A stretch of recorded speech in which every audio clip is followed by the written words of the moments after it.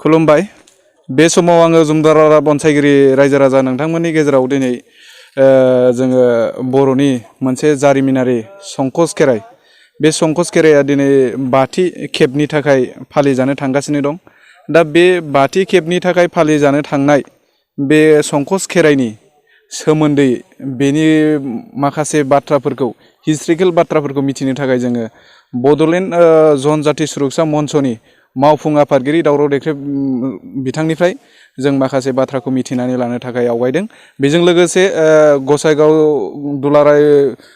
जिल्ला दुलाराय गुदि बर' बाथौ आफादनि आफादगिरि जगत दिपेन नार्जारि सारनिफ्रायबो जों बे जायगायाव मानि थाखाय जे बर'फोरा बे खेराइ फुजाखौ खुंनो लादों, गोदो खुङोमोन, बेखौ जे दा बोखांफिननो लादों, दा बेफोर गासै बाथ्राफोरखौ जों मिथिनो थाखाय बे समाव जोङो आवगायदों।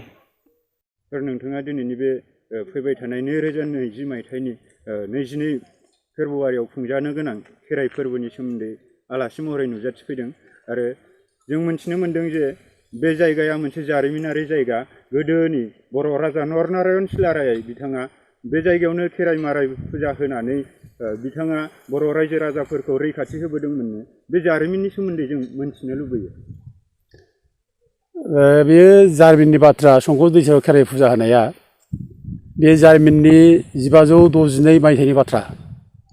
नरनारायण सिलाराया जेब्ला सानजा रायजोखौ जै खालामनो थांनो नागिरो, दा बे जै खालामनो थांनो नागिरनाय सिगां बिसोरो ब्राह्मण पुरहितफोर लानानै दिन बाराय अबे मोजां जागोन बेखौ नायखांदोंमोन। दा नायखांनायनि मोनायावनो बोराइ बाथौ महादेबआ नरनारायणखौ सिमाङाव सोपनायदों जे नरनारायण, नोङो नोंनि धोरोम नितिखौ गारनानै नों दस्रा नितिजों नोङो दिनै फुजा होनानै सानजा रायजो गाग्लोबनो नागिरदों। नों नोंनि धोरोमनि नितिजों नों जुदि फुजाखौ होआब्ला नोंनि सानजा रायजो जै खालामनाय जानाय नङा। बेबायदि बाथ्राखौ बोराइ बाथौआ सिमाङाव सोपनायदों नरनारायणखौ। दा सिमाङाव आंगो सांगो जाबाय नरनारायणआ। सिमांनि बाथ्राखौ लानानैनो, बोराइ बाथौनि बोसोनखौ लानानैनो नरनारायणआ 1562 मायथाइयाव संकस दै सेराव खेराइ होदों। दा खेराइनाय समाव बियो हांसो, फारौ, जौ, ओंखाम, मैसो, अमा, बोरमा, दाउ हालि हालि बावनानै बे फुजाखौ होदों। दा फुजा मोनखांनायनि उनाव दौदिनिया गोरसिनानै बुंदों जे खोनासं महाराजा, नोंनि फुजाखौ मोननानै गासिबो देब देबिफ्रानो गोजोनजोब्बाय। दा नों थांदो, सानजा रायजोआव जै खालामदो, नोंनि सानजा रायजो जै खालामनाय जासिगोन। बे बाथ्राखौ दौदिनि खुगानिजों बुंनानै होनाय जादों। दा बे जारिमिननि बाथ्रा। बे जारिमिनखौ दरंनि राजा समुद्र नारायणआ 1797 मायथाइसो समाव लिरना गालांदों। दा बे जारिमिन बाथ्राखौ रावबो नंखाय बुंनो हाया। आरो बे जारिमिननि बाथ्राखौ लानानैनो जोङो गुदि बाथौ आफादनि जानानै मा होनो बेखौ 2016 मायथाइयाव जों फार्स्ट बेयाव खेराइ फुजाखौ होजेननाय जादों। बेयाव हाजार हाजार बर' फिसा बेयाव बाहागो लाफैदों। आरो बे खेराइया फुरा जारिमिननि बाथ्रा, जारिमिन बुरखांनाय बाथ्रा। जोंनि जारिमिनखौ जों लाखिनांगोन, जोंनि जारिमिनखौ जों गोथां खालामनांगोन। मानोना जारिमिनानो जोंनि मोनसे सिनायथि। जारिमिन गैयै हारिया थांनानै थानो हाया। जारिमिना जोंखौ सिनायथि होयो आरो जोंखौ सिगां फारसे दावगानो थुलुंगा होयो। बेनिखायनो जों जोंनि जारिमिनखौ लानानै जोङो गुवारै बयनोबो मिथिहोनो थाखाय जोङो 2016आव फार्स्ट खेराइ फुजाखौ बेयाव होफैजेननाय जादों। दा नैबे देग्लायबो जों होगोन। बेयो 5थि खेब जागोन आरो 5थि खेबाव जों सानदों गाजा गोमजा मोजाङै खोब डिसिप्लिन भाबै खालामगोन। आरो बयबो बर' रायजो राजा आइ आफाफोरखौ जों हांख्रायो जाहाथे बयबो बेयाव फैनानै बाहागो लाफैयो। सार, आं बेयाव रोखायै मोनथिना लानो लुबैयो जे 1562 मायथाइनिफ्रायनो बर' राजाया बे खेराइ फुजाखौ फालिबोदोंमोन। बिनि गेजेराव गोबाव बोसोर बन्द जानानै थादों। बिनिफ्राय 2016 मायथाइयावसो मा उद्देश्यखौ लानानै बेरखांफिनखो, बिनि सोमोन्दै एसे बुंथिगोन नामा? बाथ्राया जादों नरनारायण सिलाराया जेब्ला खेराइ फुजा होयो, बे खेराइ फुजा होनाय समाव बिबो बर'नि धोरोमखौ गारबायमोन, दस्रा धोरोम आजावबायमोन। दा बाथौ बोराइनि थोननायावसो बे गावनि धोरोमखौ लाफिननो गोनां जाबाय। दा बिनि उनाव बर'फ्रा जों जे बाथौ सिबियारि खेराइ होग्रा, दा बेखौ बर'फ्रा बै समनिफ्राय बावनानै थाबोदों। नरनारायण फुजा होनायखौ बावनानै थाबोदों। नरनारायणआव जेबो खेराइ होदोंमोन बे जिनिसखौ जोंनि बुरुन्जियाव फरायफोर मोनाखै आरो जायफ्रा मिथिदों फरायदों बिसोरबो गोथौयै सानाखै होफिननांगौ सानाखै दा खिन्थु जोङो बेखौ जै मोन्दों बे नरनारायणआव जे खेराइ फुजा जाबाय बेथ' बिराद गिदिर जारिमिन बे जारिमिनखौ जों बुरखांनांगौ बेनिखायनो जोङो बे जारिमिनखौ सरजाबफिननो थाखाय जोंनि जारिमिनखौ गुवार मोनसे जारिमिन फेहेरनो थाखाय जोङो नरनारायण खेराइ होनायखौ जोङो सरजाबफिननो थाखाय जोङो 2016 मायथाइयाव जों होफिननाय जादों। बे बबे आफादनिफ्राय जानानै नोंथांमोना बे हाबाखौ फोथांना लाखिनो नाजाथाबदों? बेखौ जों वर्ल्ड बड' हिस्टरिकेल ससाइटिया फार्स्ट बेखौ जोङो रिसार्च खालामनानै जों मोन्दों बे हिस्ट्रिखौ जों मोन्दों आरो बेनिफ्रायनो जोङो बे वर्ल्ड बड' हिस्टरिकेल ससाइटिया बे हिस्ट्रिखौ जों बुरखांना मोननानै जोङो खेराइ होनाया जिहेथु माने बाथौ सिबियारिफ्रासो होयो जेला जों बाथौ सिबियारि मानसिफोरखौ जों नागिरनानै बाथौ आफाद गुदि बाथौ आफादखौ जों लानानै खेराइखौ जों होनाय जादों। दा बर'फोरनि गेजेराव जे बाथौ आफादाबो बिबार बाथौ आरो बुलि बाथौ दं दा बेखौहाय बे खेराइखौहाय बिबारजों होगोन ना बुलि बाथौजों होनाय?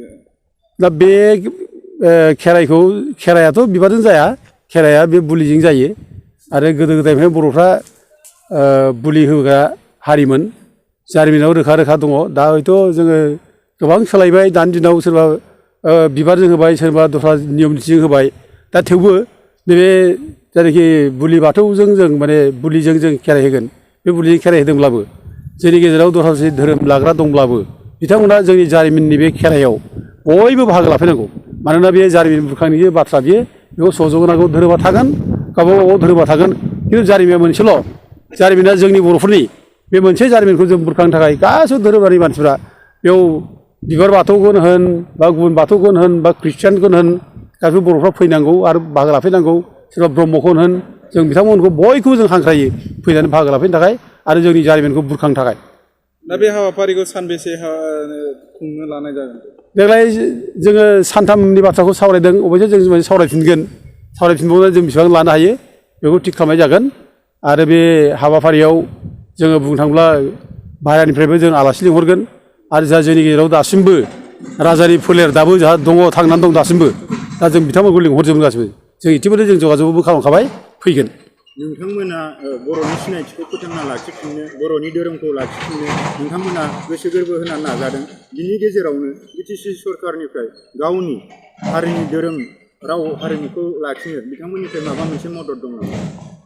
देग्लाय जोङो एप्रच दाबो खालामनाय जायाखै बिसोरजों रायफोरनाय जायाखै खिन्थु थांनाय बोसोराव सेमोन आरो असेमोन बिटिसि खुंथाया एफा सहाय होदों होननानै जों मिथिदों दा जों लुबैयो बिटिसिआ बेखौ दायथ' लानांगौ आरो बिटिसिआ बेखौ दायथ' लानानै बे खेराइखौ खालामनांगौ आरो बे खेराइया बर'फोरनि गेजेराव मोनसे खेराइ सान हिसाबै बे नरनारायण सिलारिया जेरै खेराइदोंमोन बे खेराइनाय सानखौ जोङो दौदिनि गेजेरजों नायखांनानै बे सानखौ जोङो दिहुननांगौ माबे सानाव नरनारायणआ खेराइखौ होआमोन आरो बे सानखौ दौदिनिया बुंलाङोब्ला जों बेखौनो खेराइ सान हिसाबै जोङो बर' हारिनि गेजेराव जों फालिनांगौ।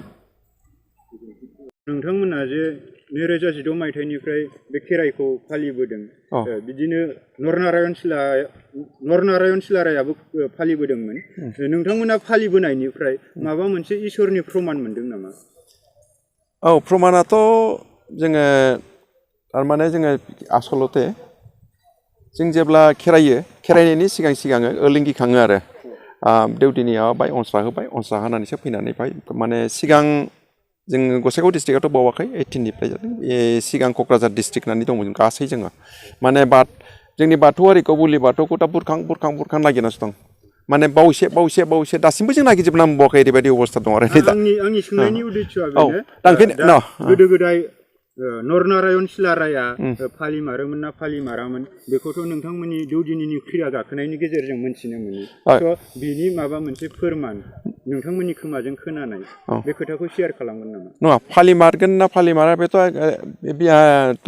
माबानि राजबंसावलियावनो बिजाबावनो ओंखारखाबायना जे बे बरा सुकुर गासैबो जेनेबा दाउ अमा फारौ बोरमा होनानै गासैबो बिसोरो बे संकस दै सेराव बबेबा जायगायाव संकस दै सेराव आरो बेवहाय खेराइदों बे खेराइनानैसो बे माबाया कुचबिहारनि राजाया माने जोंनिनो राजा जाहैबाय बर'नि माने सिकनाझारनिफ्राय थांनानै हरै बे दस्रा हिन्दु नाम लायबाय हिन्दु नाम लायबाय बियो जोंनि सिगांथ' बर'मोन बर' नामखौ लासै लासै बेखौहाय ब्राह्मिन माबा खालामनानै दस्रा नाम होबाय दा होमब्लाबो बे जोबथानायाव जेब्ला आहम राजाजों जेब्ला दावहा होनो फैयो होमब्ला बेखौ सिमाङाव सोबनायनानै बायध' जादों आरो बियो बे सोबनायनायावसो बे दाउ अमा फारौ बेखौ होनानै बुलि होनानै नोङो बे मेस जे हारि दङ बेनि बे फाइकफोरखौ लानानै सान्थ्रिफोरखौ लानानै बे माबाखौ लानानै नोङो